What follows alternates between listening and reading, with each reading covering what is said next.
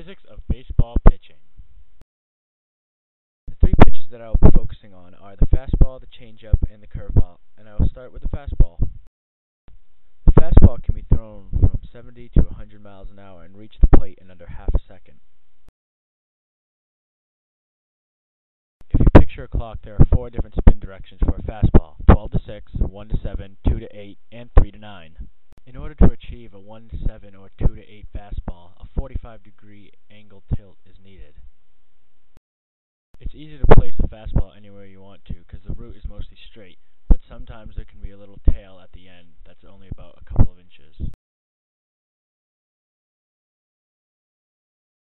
The changeup is thrown identically to the fastball except 10 to 15 miles per hour slower in order to fool the batter. This is done by holding the ball closer to the palm of the hand and placing all 5 fingers on the ball with equal pressure. The lack of pressure on the fingertips prevents the fingertips from imparting that last little bit of speed as they snap down on the release of the pitch.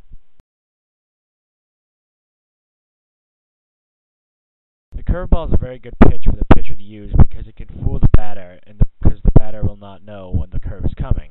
A 70-mile-an-hour curveball will have 1,600 rotations per minute, but will slow to a speed of 63 miles an hour but will still cross the plate in 0.6 seconds.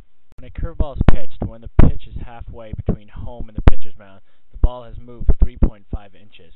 But when the ball crosses the plate, the ball can move up to 14.5 inches from corner to corner.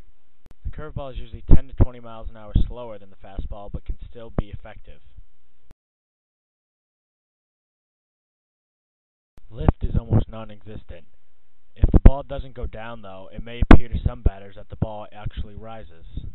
Veer, tail, or run is when the ball moves to the pitching arm side.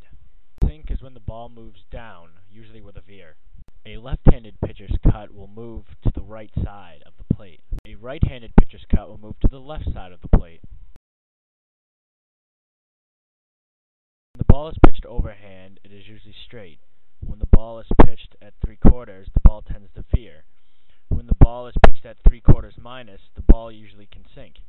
And when the ball is pitched eye-arm, the ball will most likely sink.